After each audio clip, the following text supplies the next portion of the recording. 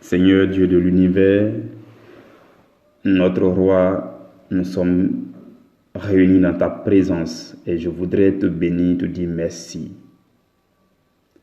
Nous voulons, Seigneur, te magnifier et élever ton trône parce que tu es digne d'être adoré. Béni sois-tu, Seigneur, pour le nom de Jésus-Christ qui est pour nous dans nos vies une arme puissante. Parce que le nom de Jésus règne dans nos cœurs, dans nos pensées, dans nos bouches, dans nos actions. Nous sommes une forteresse sur la terre. Et tu établis ta protection autour de nous. Voilà pourquoi je te dis merci. Je te dis encore merci pour ton Esprit Saint que tu nous donnes et qui nous rassemble au pied de ta parole. Le Saint-Esprit nous attire chacun. Et nous venons humblement à tes pieds pour que tu nous fasses grâce, pour que tu nous enseignes ta parole, pour que tu nous fasses découvrir les profondeurs de ta parole, pour que tu puisses faire agir sur nous la puissance de ta parole, pour que nous soyons transformés, pour que nous puissions luire dans ce monde, pour que nous puissions resplendir de la lumière de Jésus-Christ, notre Seigneur et Sauveur. Seigneur, je te dis merci pour chacun de mes frères et de mes sœurs, pour chacun à l'endroit où chacun se trouve en écoutant ce message. Je te donne gloire de ce que le Saint-Esprit se fait également présent en cet endroit, afin de fortifier mon frère, afin de fortifier ma sœur qui écoute maintenant. Seigneur, tu as dit dans ta parole que de la même façon que la pluie, la neige descendent et ne peuvent retourner sans avoir fécondé la terre, sans avoir fait donner du fruit à la terre, de cette même façon, lorsque ta parole descend dans nos cœurs, cette parole ne peut retourner à toi sans avoir porté du fruit dans nos vies. Voilà pourquoi je prie maintenant que ce message porte beaucoup de fruits dans le cœur de celui qui l'entend maintenant. Et je te le demande dans le nom de Jésus-Christ de Nazareth. Amen. Mes frères bien-aimés dans le Seigneur, nous sommes le mardi 7 avril 2020 et nous continuons notre nouvelle saison d'enseignement qui a à peine débuté hier, dont le thème général est l'amour divin. L'amour divin. Donc, ce que nous avons fait hier, c'était juste le lancement. Et aujourd'hui, nous allons faire un enseignement d'introduction. Une forme d'introduction. On va planter le décor. Et je voudrais demander l'attention de chacun. Je voudrais demander votre humble et aimable attention parce que le message de ce jour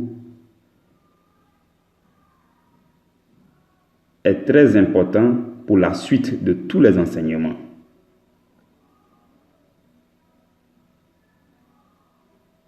Tout ce que nous allons dire aujourd'hui, nous allons peut-être revenir dessus à plusieurs moments tout au long de ces 7 mois d'enseignement. Parce que ce que nous allons dire aujourd'hui, c'est, on va dire, la pièce maîtresse de tous les enseignements. C'est l'image de base. C'est je ne sais pas si je vais dire, le fondement.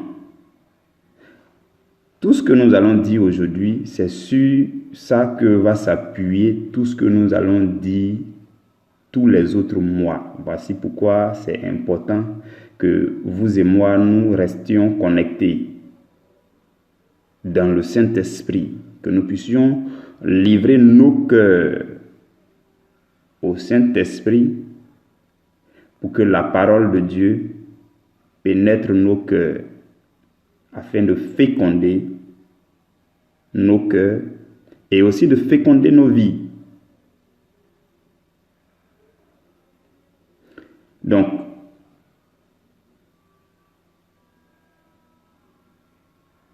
nous allons lire un passage biblique pour commencer. Nous allons prendre nos Bibles et nous allons lire ensemble Éphésiens chapitre 5, du verset 22 au verset 32. Je vais nous lire la parole du Seigneur.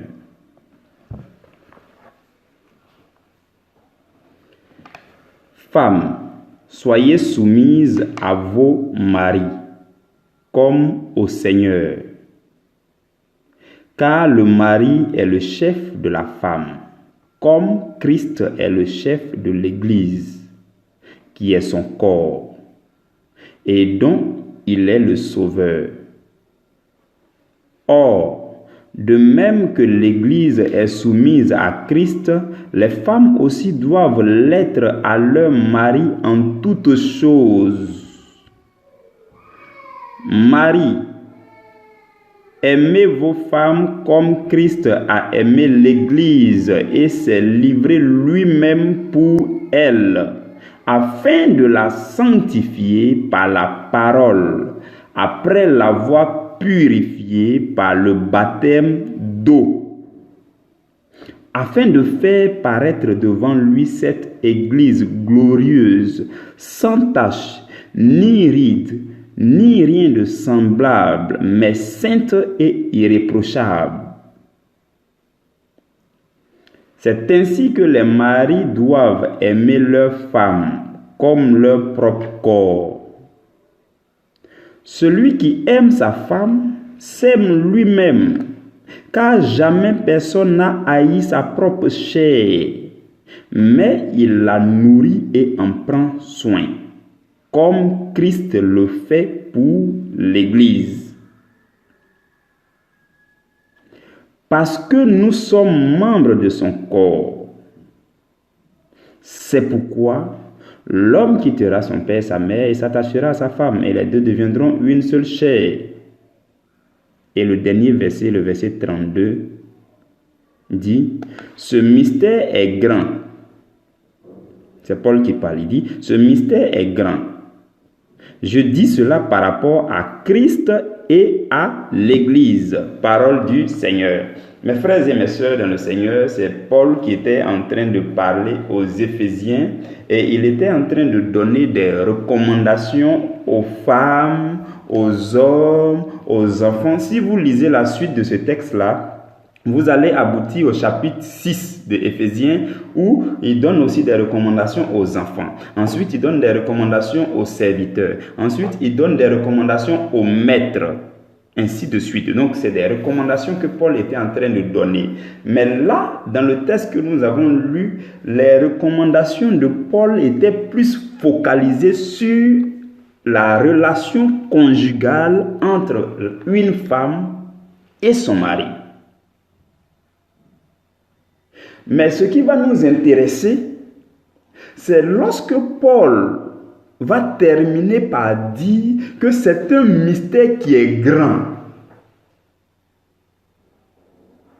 Il dit ce mystère est grand.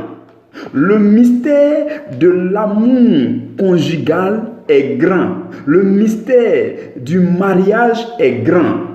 Le mystère du mariage entre hommes et femmes, là, c'est simple, mais c'est beaucoup plus grand lorsqu'on considère la relation que Jésus a avec son Église. Et c'est justement pour cela qu'il dit, ce mystère-là est grand, et je dis cela par rapport à Christ et à l'Église. Donc, Paul parle du mystère de l'amour. L'amour est un mystère. L'amour est un mystère. Puisque la Bible dit que Dieu est amour. Et nous vivons notre vie chrétienne rien que pour chercher à connaître Dieu, à découvrir Dieu, à faire comme Dieu, à aimer Dieu, à marcher selon Dieu.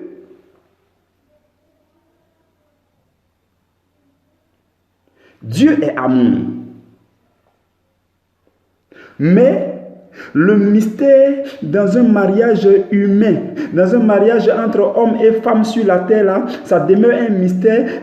Comme il y a l'amour entre les deux, ça demeure un mystère. Mais c'est un mystère plus grand lorsqu'on commence à considérer la relation qui existe entre Jésus et l'Église.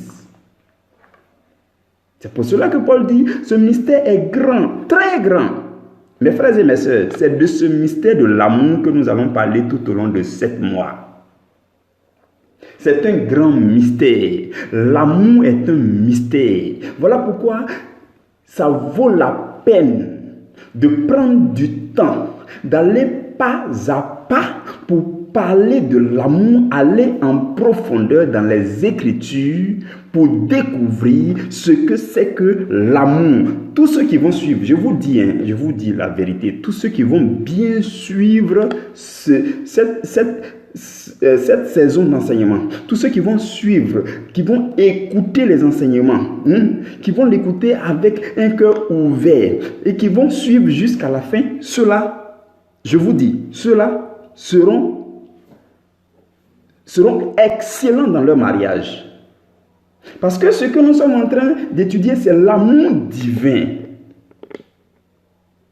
C'est en quelque sorte l'amour de Dieu manifesté en Jésus-Christ.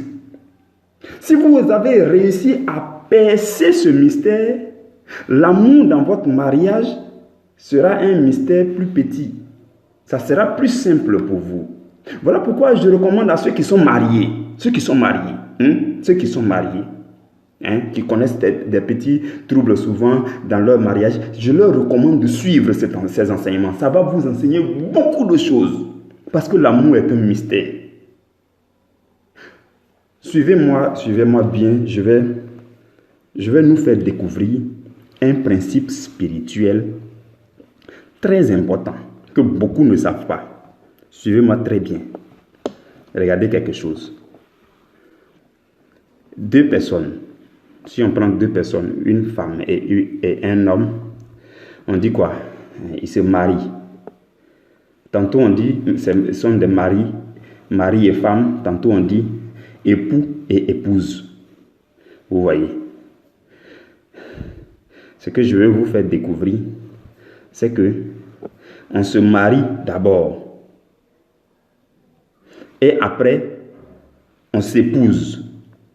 C'est différent. C'est différent.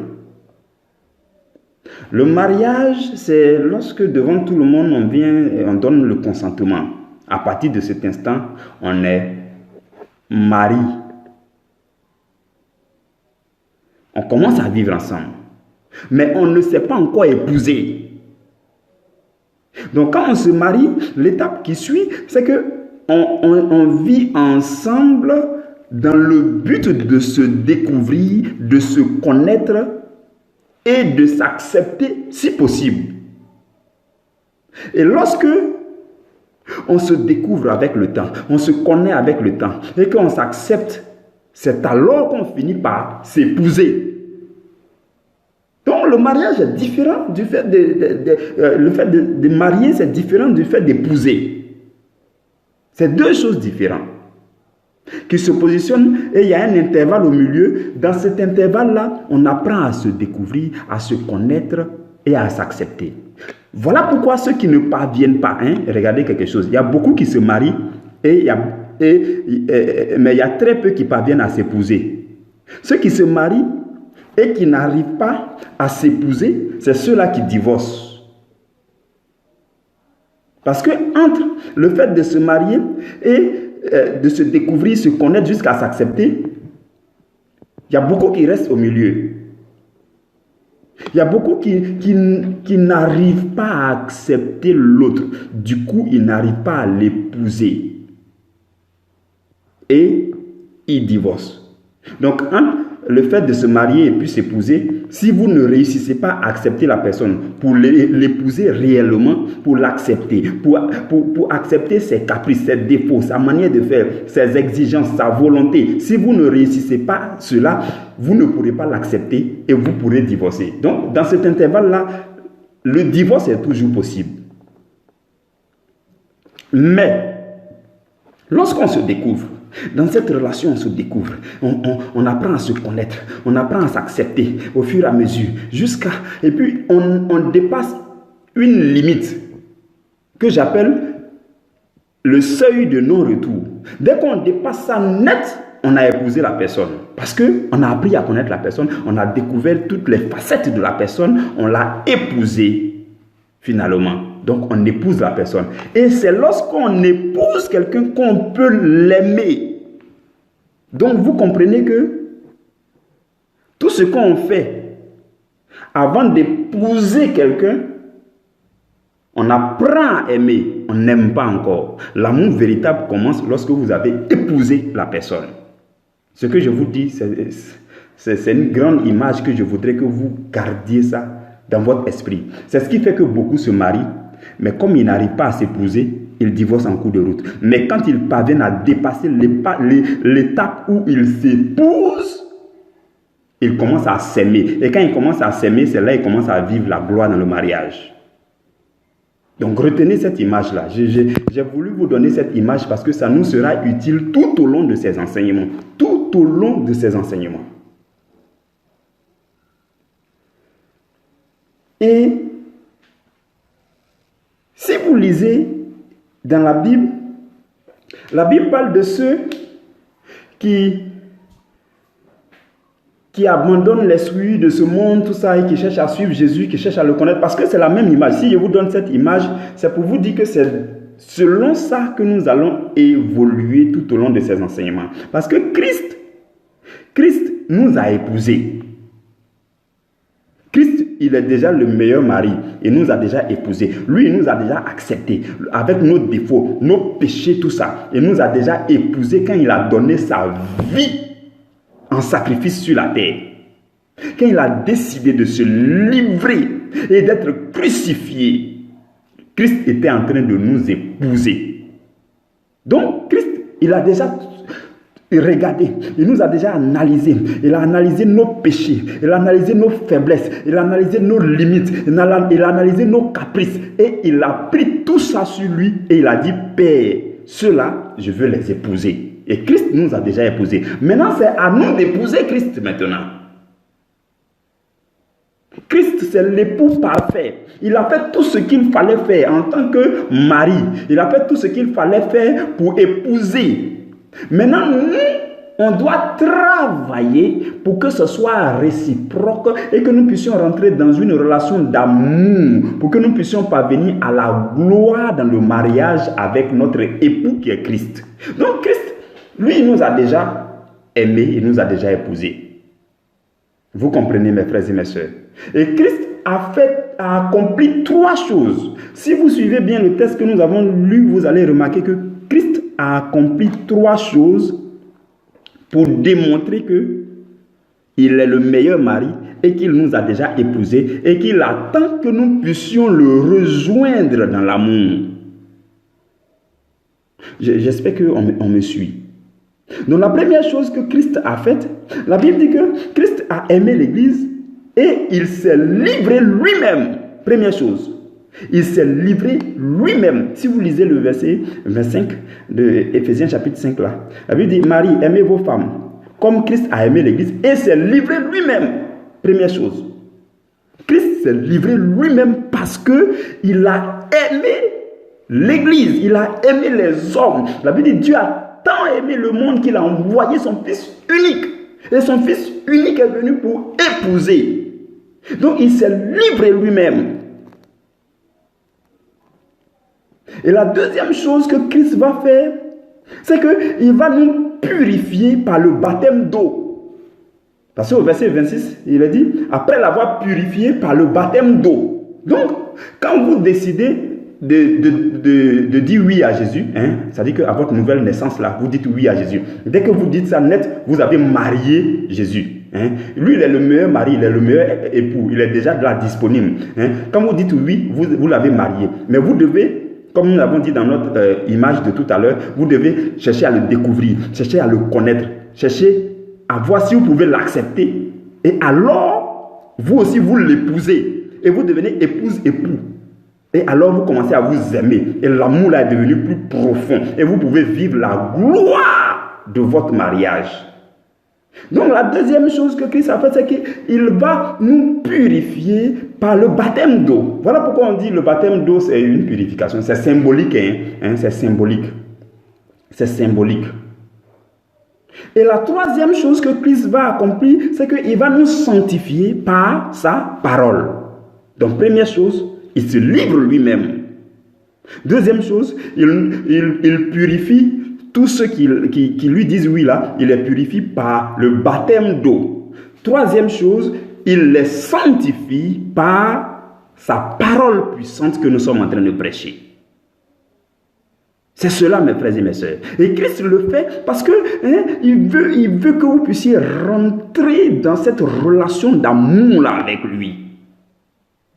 Et quand il le fait, le résultat c'est quoi? Si vous lisez bien le verset 27, le résultat, la Bible dit, afin de faire paraître devant lui cette église glorieuse, sans tache, ni ride, ni rien de semblable, mais sainte et irrépréhensible. En fait, Christ veut te façonner. C'est ce que je suis venu te dire aujourd'hui. Christ t'aime et t'a déjà épousé. Il attend que tu puisses l'épouser. Là, il va te façonner. Ça parce que tu es son épouse. Chacun de nous est l'épouse de Jésus.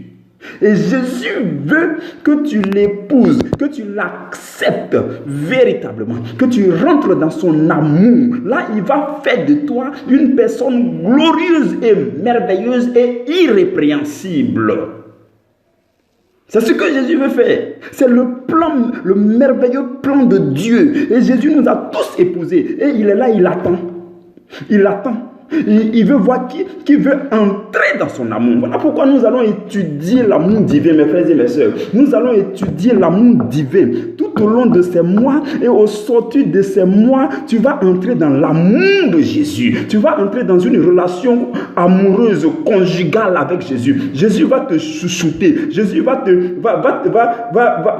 rendre glorieuse. Jésus va enlever tes rides. Il va enlever les taches qui sont sur toi. Il va te préparer, il va te rendre irrépréhensible. Parce que si tu n'es pas encore rentré dans l'amour de Jésus, tu ne peux pas vivre la gloire du mariage. Tu ne peux pas vivre la gloire de cette relation d'intimité et d'amour. Voilà pourquoi il est important pour le chrétien, mes frères et mes sœurs. Le chrétien qui n'entre pas dans l'amour de Jésus ne peut pas vivre la gloire de l'amour de Jésus.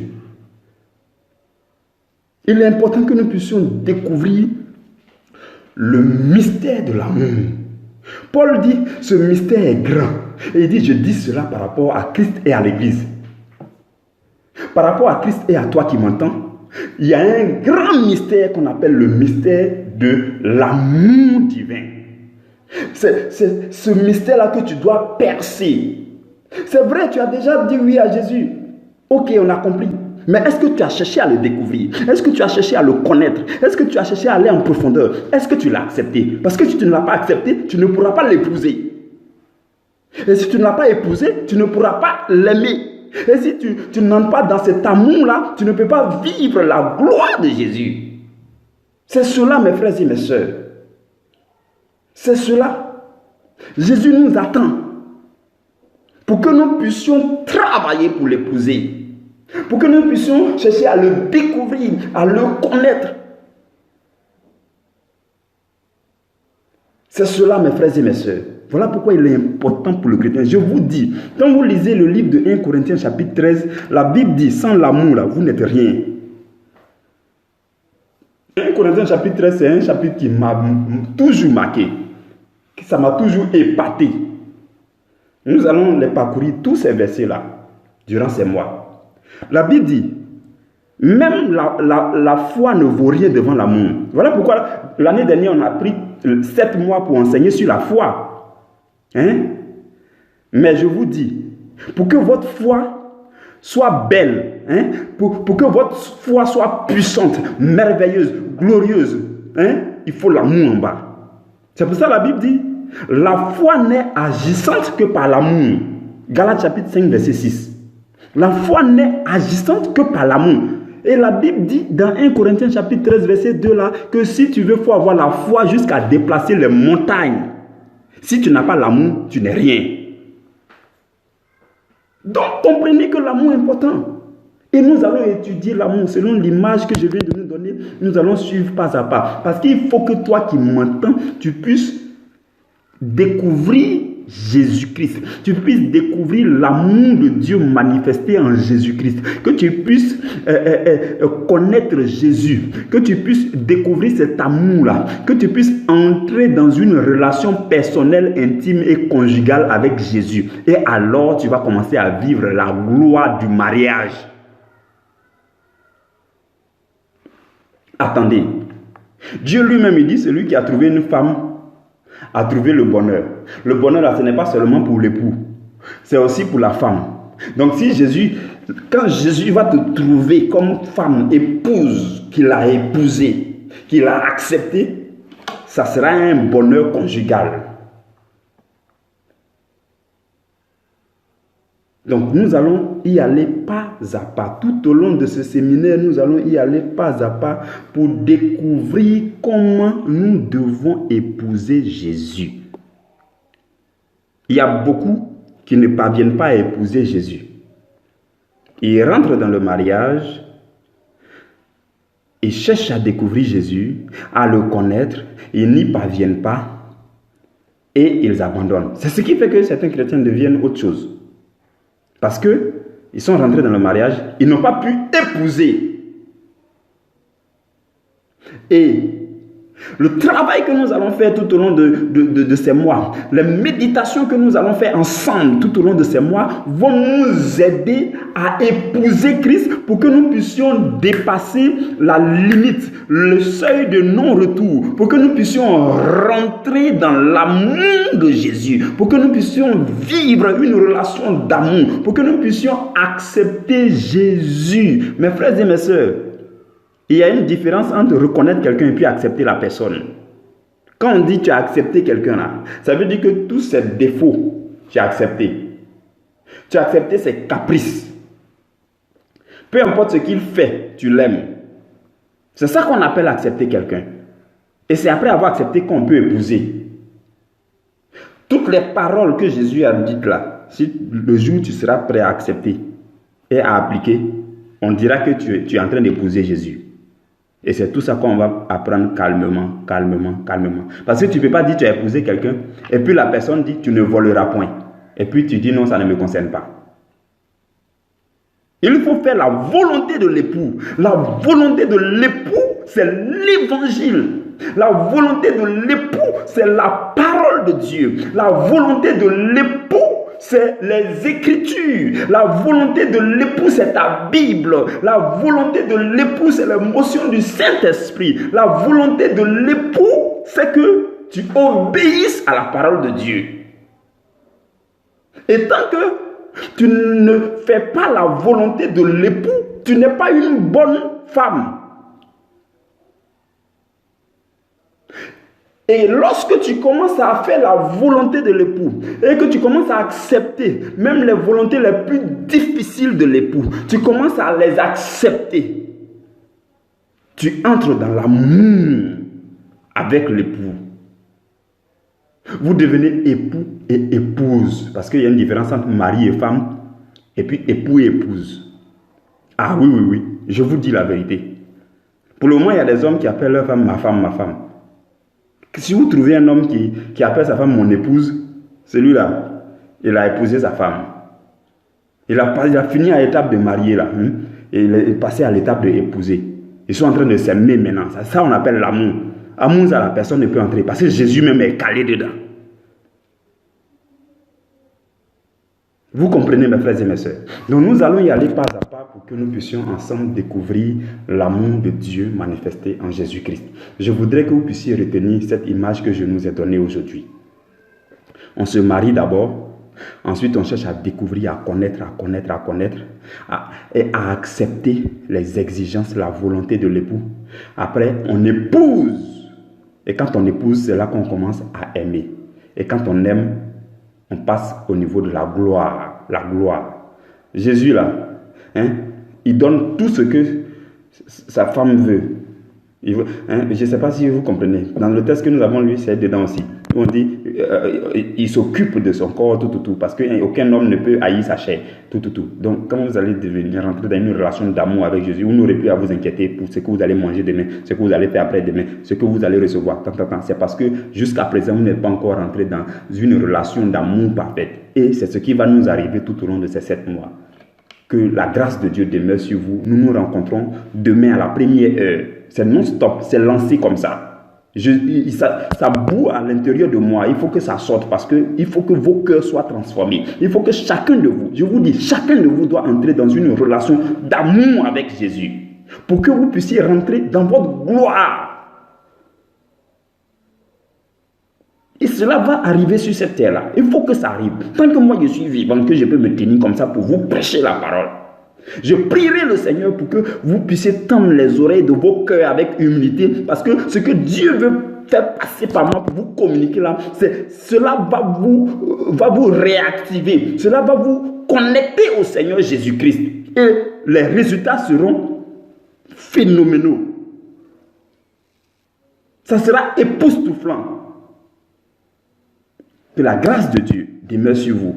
Rendez-vous demain sur cette même plateforme. Que Dieu vous bénisse abondamment.